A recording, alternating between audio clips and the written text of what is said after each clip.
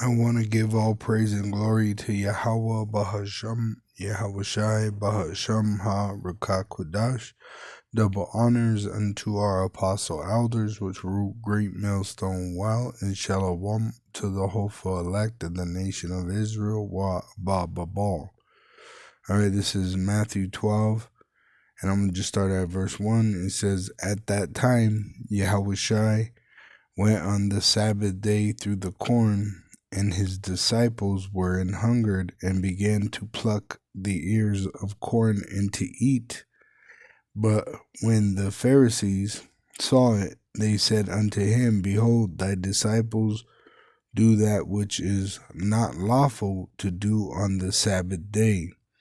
But he said unto them, Have ye not read that David did what David did, when he was an hungered, and they that were with him, how he entered into the house of Yahweh, and did eat the showbread, which was not lawful for him to eat, because it was there for the priests, the Levite priests, and King David was of the tribe of Judah.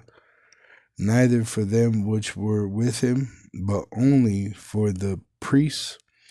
Or have ye not read in the law how that on the Sabbath days the priests in the temple profane the Sabbath and are blameless because they do sacrifices, right? And you're not supposed to do no work, and you have to have fire, all right? So it says, But I say unto you that in this place is one greater than the temple, talking of himself, Yahweh Shai.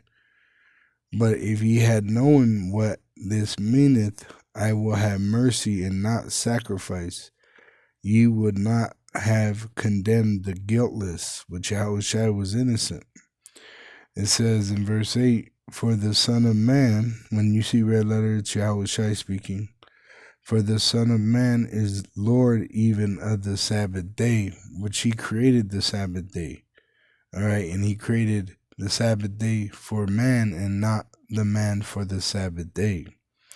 It says, And when he was departed thence, he went into their synagogue, and behold, there was a man which had his hand withered, and they asked him, saying, Is it lawful to heal on the Sabbath days? That they might accuse him. And he said unto them, What man shall there be among you that shall have one sheep, and if it fall into a pit on the Sabbath day, will he not lay hold on it and lift it out? So he's actually referring back to the law. All right? Because they weren't really trying to keep the law. They were doing the tradition of men and not keeping the covenant. All right? So when you go back, let me see if it pulls it up in here. Exodus 23, which this is going in the law on the Sabbath day. Exodus 23, verse 4, If thou meet thine enemy's ox, being an Israelite, right, and you have an enemy that's an Israelite ox, and his ass going astray, thou shalt surely bring it back to him again, right? You see your enemy, a fellow Israelite, and his animal is going on its own, in its own direction. You're supposed to get that animal and bring it back to him, even though he's your enemy. It says in Exodus 23, verse 5, If thou see the ass of him that hateth thee lying under his burden, and wouldeth forbear to help him, thou shalt surely help with him. Thou shalt, Deuteronomy 22, verse 4, Thou shalt not see thy brother's ass or his ox fall down by the way, meaning off the road, and hide thyself from them.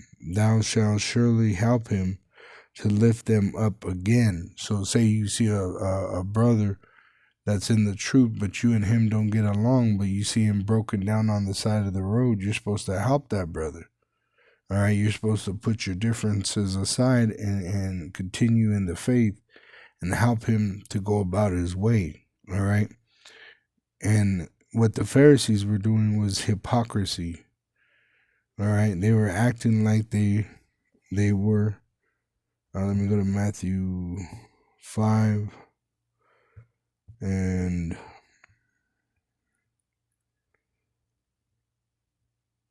verse 20. It says, "For I say unto you that except your righteousness shall exceed the righteousness of the scribes and Pharisees," which they were walking in man's tradition, not in the righteousness of Yahweh Ba'asham Yahushai, "ye shall in no case enter into the kingdom of heaven."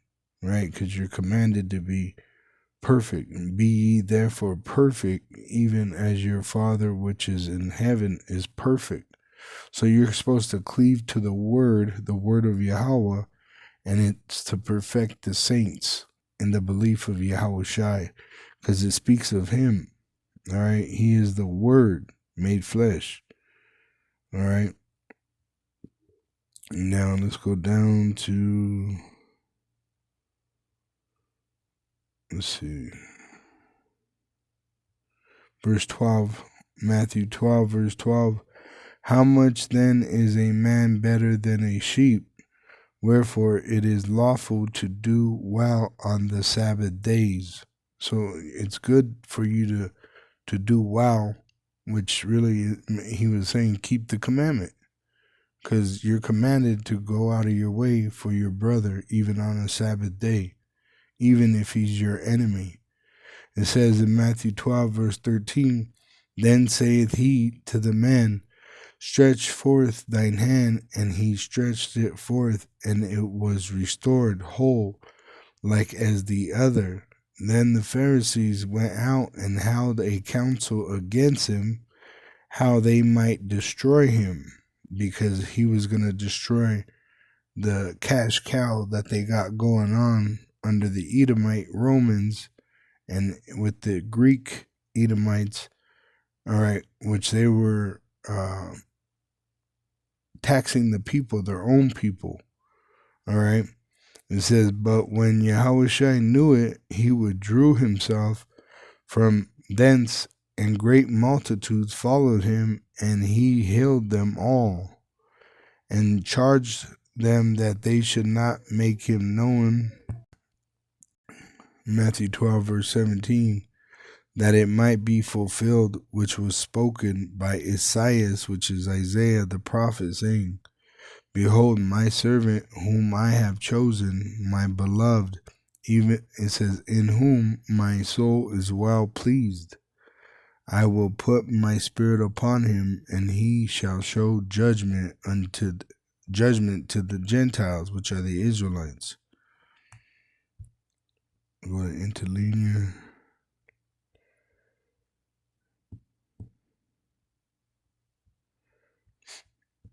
Go to the Gentiles, which is ethnos, and is pertaining.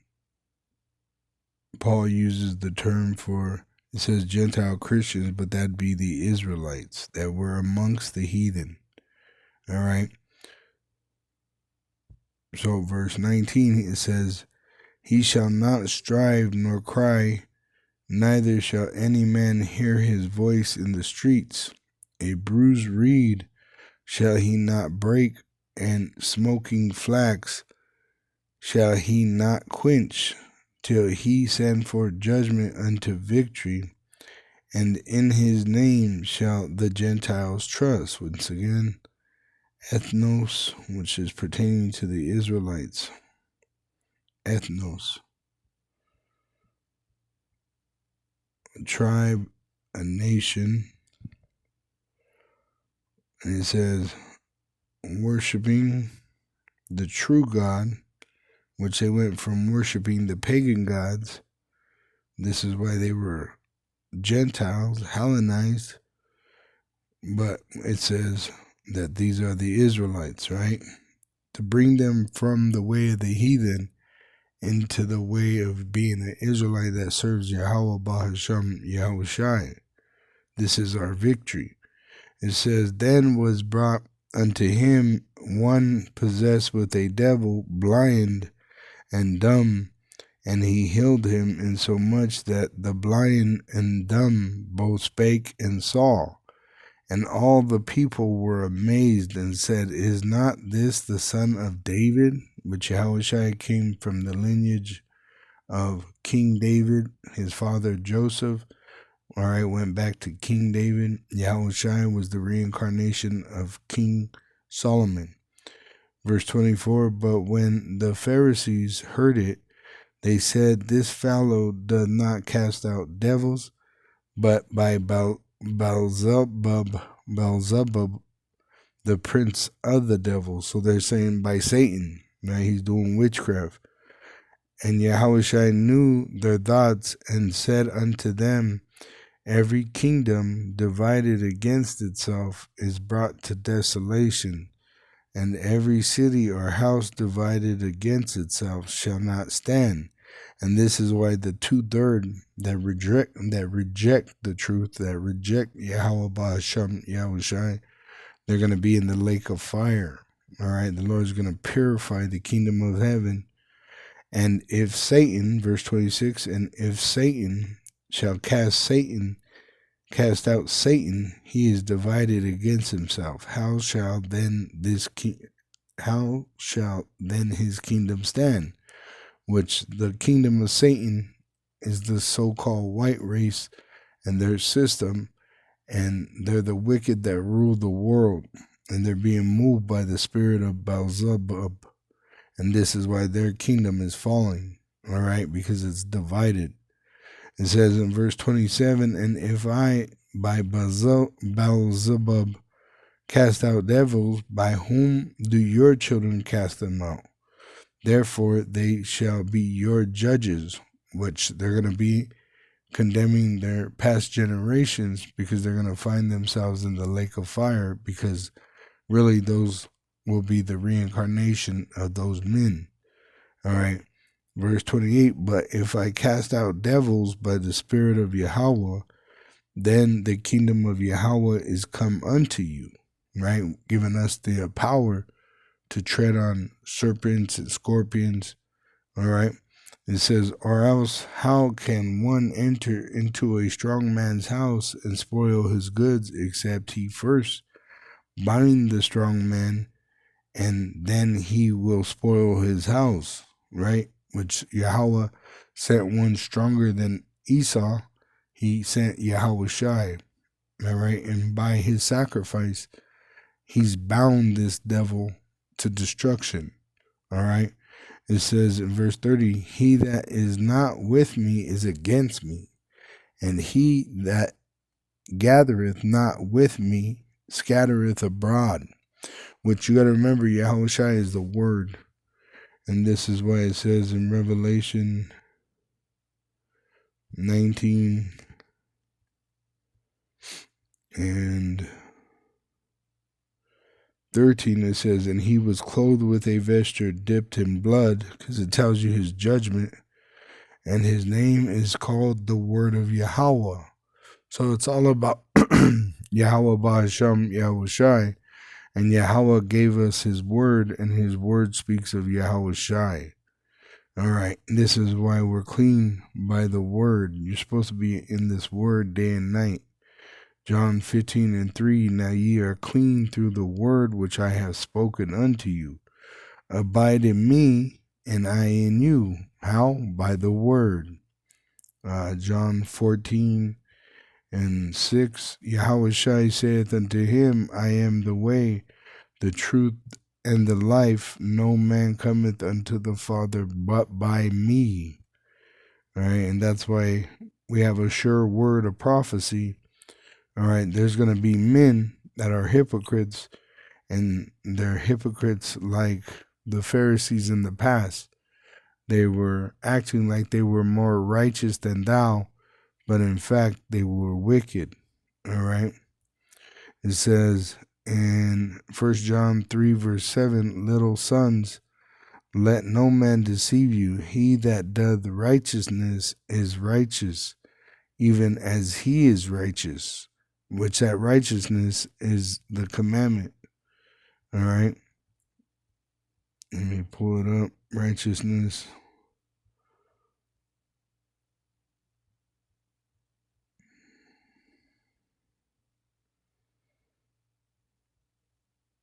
wanted just to be clear for you. Let me go back to the root. Strong's G 1342. Dikaios. It says righteous, observing divine laws, which Yahushua was keeping the law. He was helping his brother even though it was the Sabbath day. And the Pharisees were trying to condemn him with the law, though they weren't even keeping the law, right? And they were the leaders of Israel. That's the issue. They were the leaders of Israel, and they didn't even know the law. But you got leaders today claiming to be leaders of Israel, and they don't, meditate on knowing these laws. So when they speak, their own tongue condemns them. Okay? It says in verse 8, 1 John 3 and 8, he that committeth sin is of the devil, for the devil sinneth from the beginning. For this purpose the Son of Yahweh, Yahushua, was manifested, that he might destroy the works of the devil, so that that yoke could be taken off our neck. Whosoever is born of Yahweh does not commit sin, for his seed remaineth in him, his faith, and he cannot sin because he is born of power by Yahweh Bahasham Yahushai, which when you go to Romans 7, Apostle Paul gives you an example of this. Romans 7 and 12, wherefore the law is holy, and the commandment holy and just and good. And this is what makes us holy on earth, is we're separated by believing on Yahweh's word, which speaks of his son Yahushai. All right, and Yahushai commanded us to be perfect as our Father in heaven is perfect. All right, now I'm going to jump down to verse 14. For we know that the law is spiritual, and it says, spiritual men judgeth all things according to the word of Yahweh, which is spiritual. But I am carnal, we're in the flesh, sold under sin, which it tells you in Romans 8, verse 3. It says, for what the law could not do, in that it was weak through the flesh, we're in sinful flesh, not by accident, but by design. This makes room for us to have a Savior. Yahushua is the Savior. Yahweh sending his own Son, Yahushua, in the likeness of sinful flesh to be that Savior and that example for the Israelites, and for sin condemns sin in the flesh, that the righteousness of the law might be fulfilled in us, who walk not after the flesh, meaning we're not keeping animal sacrifices, for Yahushua is the ultimate sacrifice, but after the Spirit, the essence of going back to the promised land and building up the temple in Jerusalem, right? That's the Spirit, like the past Israelites did in the past. If we had the ability, we would do it, but we don't. Our ability is serving each other this truth, to worship Yahweh Bahasham Yahushai in the spirit of truth. All right. It says in Romans 7 in verse, I got 14 and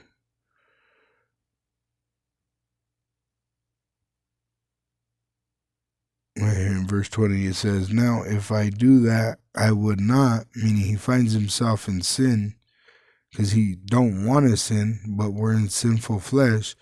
It is no more I that do it, but sin that dwelleth in me. I find then a law, that when I would do good, evil is present with me. So he cuts it through understanding the law, that Yahweh said, do not do this, but then his flesh wants to do it. So he says in his mind, this is not me, I don't want to do this, but why is it present with me? For I delight in the law of Yahweh after the inward man, But I see another law in my members, that sinful flesh, warring against the law of my mind and bringing me into captivity to the law, which this is the good fight, is trying to bring yourself into the captivity of the righteousness of Yahweh Bahasham Yahweh Shai. It says, and bringing me into captivity to the law of sin which is in my members. Now, through Yahweh Shai, we're delivered from this. It says, there is therefore now, Romans 8:1, there is therefore now no condemnation to them which are in Hamashiach Yahweh Shai. And how are you in Yahweh Shai Hamashiach? By the word. You're meditating on it, so you have grace. Just as a student would be receiving grace and learning a new language, a new heritage, you're going to make errors, but those errors are covered, and you're given a plaque of innocence. And that's what we have through Yahweh Shai. All right, and that anointment, which the sin doesn't stick to us in the form of judgment, because we're covered by Yahweh Shai. He was that ultimate sacrifice, and he covered the sins of the elect. He paid for the wage of our sin. All right, so who could bring anything against us? But now that doesn't give us a license to sin. All right, it says, who walk not after the flesh, but after the spirit. Right? When you understand the spirit, what would the spirit do is bring you back to remembrance of who you are as an Israelite, right? Serving Yahweh Ba'ashem Yahushai.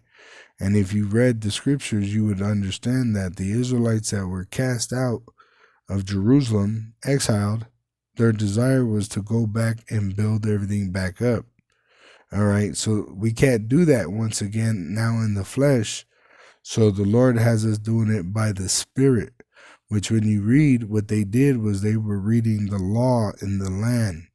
When they were rebuilding it, it was to bring back the righteous law of Yahweh Bahasham Yahweh Shai, all right, which endureth forever. It says, for the law of the Spirit of life in Hamashiach Yahweh Shai had made me free from the law of sin and death. See, the reason we got under the law of sin and death is we were going after the gods of the heathen. That brings forth the law of sin and death, because the sin is chasing the heathens' idols, which they commit abominations, which brings death. All right, but now through following Yahweh Bahasham Yahweh Shai, we are given the power, the law of life, the spirit of life in Hamashiach Yahweh Shai, which we're not given this freedom to go live our best lives, doing whatever the fuck we want. No, we're to use our life, lay it down, and be sacrificed for Yahweh Ba'asham Yahweh Shai. Romans 12 verse 1, I beseech you therefore, brethren, by the mercies of Yahweh, that ye present your bodies a living sacrifice, holy, acceptable unto Yahweh through Yahweh Shai. And when you say that, it means by the word. Yahweh Shai is the word currently today. He's not here physically. He's here spiritually by the word of Yahweh. So you got men that say you have to go through Yahweh Shai to get to Yahweh, but they don't even understand what that means. Because with the same breath, they say you don't have to keep the commandments, right? But then you got men that say you have to keep the commandments, and they're hypocrites, all right? It says, holy, acceptable unto Yahweh through Yahweh Shai, which remember, the commandment is holy. Yahweh Shai is the word, which makes us acceptable unto Yahweh, which is your reasonable service. It's not unreasonable. It's reasonable. You have the Bible, just read it and have the understanding that is required to understand the history so you could understand the mystery. It says, and be not conformed to this world, because it's ruled by the heathen, but be ye transformed by the renewing of your mind. As if you were to go back into Jerusalem, read about it. All right? Even the northern kingdom, even though they weren't allowed fully to go back to the promised land, when they came to the western hemisphere on Assyrian ships looking for a land, they were looking for a land to keep the commandments of Yahweh Bahasham Yahushua. It says that ye may prove what is that good, which is what is good, Yahweh's commandment, and acceptable, which through Yahushua are we made acceptable and perfect. And the perfection is to understand this.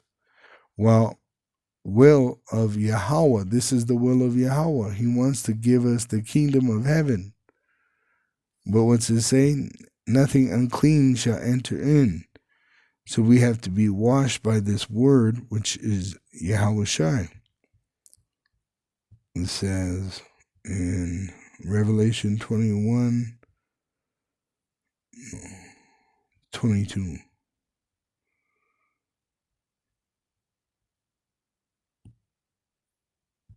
Verse 12, and behold, I come quickly, and my reward is with me, to give every man according as his work shall be. I am Alpha and Omega, the beginning and the end, the first and the last.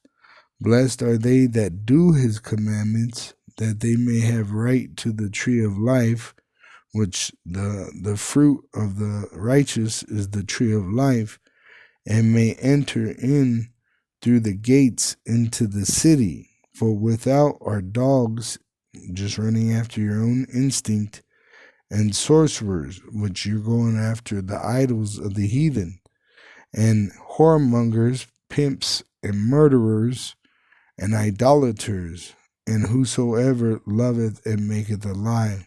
Which in these last days, it makes sense that the men, they're going to turn into whoremongers, because there ain't going to be no more jobs. There ain't going to be no more grocery stores, so they're going to be pimping women, which we're not supposed to be doing that, all right? Because there's going to be a lot of women that come to the elect because this is the way of their salvation, and I'm talking about Israelite women. It says it's 1 Timothy 2:15, this is pertaining to Israelite women. It says, notwithstanding, meaning you understand your place, she shall be saved in childbearing, if they continue in faith and charity and holiness with sobriety. See? So you're going to have men in these last days doing all kinds of wicked shit. All right? And they're going to find themselves in the lake of fire because they don't understand the scriptures, or really what's going on in reality. Because this script, all right, is how reality is to play out. And we know it through the history. We have a sure word of prophecy. So for without the law that was given to the Israelite man, are dogs and sorcerers and whoremongers and murderers. It says, thou shalt not murder. But you got Jake that are going to murder for the lack of bread and for great tribulation, and idolaters, the implantable microchip. It tells you in Revelation 3 that he's going to keep us from the hour of temptation. 3:10, it says, because thou hast kept the word of my patience, I also will keep thee from the hour of temptation.